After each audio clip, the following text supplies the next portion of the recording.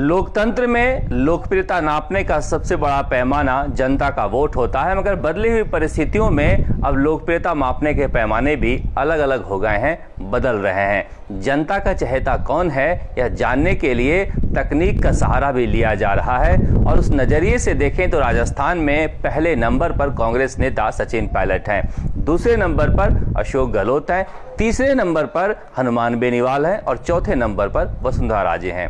ये बात मैं इसलिए कह रहा हूँ, अगर पिछले महीने के उनके पेजेस के एंगेजमेंट और लाइक्स को देखें तो ये बात साफ हो जाएगी। लाइक्स के लिहाज से सबसे ज़्यादा बड़ी संख्या वसुंधरा राजे का है, 94 लाख लोग उनके पेज पर लाइक किए हुए हैं, मगर उनके पोस्ट के एंगेजमेंट को देखें तो वो 4.5 लाख के आसपास ही है। बहुत ज़्यादा लोग पेज पर नहीं जा रहे हैं। दूसरी तरफ अगर सचिन पायलट के पेज को देखें तो वहाँ 26 लाख के आसपास लाइक्स है, लेकिन एंगेजमेंट जो है सबसे ज़्यादा है, 18 लाख लोग उस पेज पे आ रहे हैं, उस पेज पर लोग जुड़ रहे हैं, अपनी प्रतिक्रिया दे रहे हैं, इसे एंगेजमेंट कहते हैं। उसके हिसाब से बहुत आगे हैं, जबकि अशोक गहलोत लाइक्स के तुलना में सचिन पायलट के बराबर ही है, 26 लाख, लेकिन उनका जो एंगेजमेंट है वो करीब 8.5 लाख से नीचे है, 8,40,000 के आसपास है। लेकिन अगर दूसरी तरफ हनुमान बेनीवाल को देखें तो हनुमान बेनीवाल के लाइक्स जो हैं बहुत ज़्यादा नहीं हैं, करीब 8.5 लाख के आसपास है। उसकी तुलना में देखें तो उनका एंगेजमेंट भी जो है वो भी 8 लाख के आसपास है। तो इस लिहाज से देखा जा सकता है कि सचिन पायलट और हनुमान बेनीवाल को लोग राजस्थान में पसंद कर रहे हैं। दूसरी तरफ हालांकि लाइक्स की बात करें तो वसुंधरा राजे और अशोक गहलोत दोनों पर लाइक्स खरीदने के आरोप लग चुके हैं। पहले भी एक दूसरे पर आरोप लगाए गए हैं कि किस तरह से विदेशों से लाइक्स खरीदे जा रहे हैं, हालांकि उस आरोप में कितनी सच्चाई है पता नहीं चला। लेकिन एंगेजमेंट के लिहाज से देखें तो ये दो नेता सबसे ज़्यादा लोकप्रिय हैं जो सत्ता में नहीं हैं। अब सवाल उठता है कि ये लोकप्रिय क्यों हैं। दरअसल युवा जो वर्ग है वो अपना अक्स इनमें देखता है। जिन मुद्दों को उठाते हैं, जिन मुद्दों को लेकर चलते हैं, वो उन्हें पसंद करते हैं। हालांकि एक तरफ ये भी कहा जा रहा है कि ये जातीय आधार है और जातीय जो फ़ैन हैं वो बहुत ज़्यादा एंगेज रहते हैं पोस्ट पर, इसलिए ये देखा जा रहा है। लेकिन ये दोनों नेता फ़िलहाल राजस्थान की राजनीति में हाशिए पर हैं। अशोक गहलोत से मुकाबला कर सचिन पायलट हीरो बने हैं, वसुंधरा राजे से मुकाबला कर हनुमान बेनीवाल हीरो बने थे।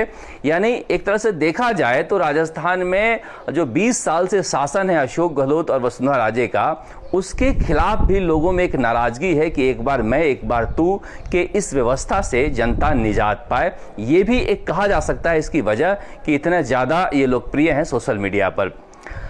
सचिन पायलट फिलहाल अपनी जगह तलाशने में लगे हुए हैं। कांग्रेस के अंदर रहेंगे, कांग्रेस के बाहर जाएंगे, कांग्रेस के चेहरा होंगे, राज्य से बाहर जाएंगे, तरह तरह की अटकलें जारी हैं।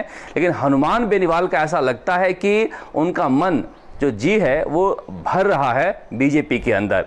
अब हनुमान बेनीवाल को लीजिए, एक तरफ संसद में किसानों के मुद्दों को लेकर बहस चल रही है, दूसरी तरफ ये संसद में जाने के लिए नागौर से लोकसभा के प्रतिनिधि हैं, उसके बावजूद संघर्ष कर रहे हैं। लगातार 4 बार निगेटिव आ चुके हैं। पहले सरकारी अस्पताल से टेस्ट कराया, अब निजी लैब से टेस्ट करा लिया, लेकिन उसके बावजूद लोकसभा के अंदर जो टेस्ट हुआ था उसमें पॉजिटिव आए थे, जिसकी वजह से वो जा नहीं पा रहे हैं। इसकी वजह से हनुमान बेनीवाल गुस्से में उबल भी रहे हैं। उनका कहना है कि लगता है कि बीजेपी नहीं चाह रही है कि वो लोकसभा में जाकर किसानों का मुद्दा उठाएं। दरअसल हनुमान बेनीवाल की बात करें तो विधानसभा चुनाव में वसुंधरा राजे के खिलाफ जो गुस्सा था वो उनकी सभाओं में दिख रहा था, इसलिए विधानसभा चुनाव से पहले वो आंधी की तरह आए थे और लोकसभा चुनाव आते आते वो तूफान की तरह हो गए थे। लेकिन जैसे ही एनडीए का पार्ट बने हैं, लगता है कि वो महासमुद्र में कहीं खो से गए हैं और वो अपनी पहचान के लिए छटपटाने लगे हैं कि राष्ट्रीय लोकतांत्रिक पार्टी के बहुत सारे नौजवान सपोर्टर हैं जो चाह रहे हैं कि हनुमान बेनीवाल अपनी पार्टी का विस्तार करें। लेकिन उनके साथ मजबूरी यह है कि जातीय आधार के नेता हैं वो, और दूसरे मजबूत जातीय आधार का कोई भी नेता उनके साथ अभी फिलहाल है नहीं।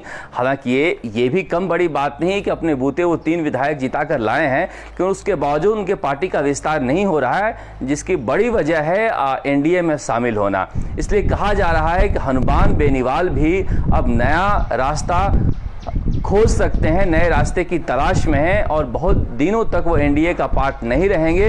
हो सकता है कि विधानसभा चुनाव अभी 3 साल दूर है, जिसके लिए वो अपनी रणनीति बनाने शुरू कर दें। बहुत जल्द देखने को मिलेगा कि हो सकता है ऐसा कि एनडीए के से हटकर हनुमान बेनीवाल जो हैं वो अपनी पार्टी को मजबूत करें। हालांकि जो वसुंधरा राजे के विरोधी खेमा है वो लगातार चाह रहा है कि हनुमान बेनीवाल एनडीए में बने रहें ताकि मुखर होकर वसुंधरा के किसी भी तरह के मेन स्ट्रीम पॉलिटिक्स में बीजेपी के वापसी के लिए रोड़ा अटकाए। लेकिन जिस तरह से जयपुर में बैठे हैं हनुमान बेनीवाल, संसद में जा नहीं पा रहे हैं, इस बहाने ही सही वो उन्हें लगता है कि बीजेपी के साथ लंबा वो चल नहीं सकते, इसलिए अपनी नई रणनीति की खोज में निकल गए हैं।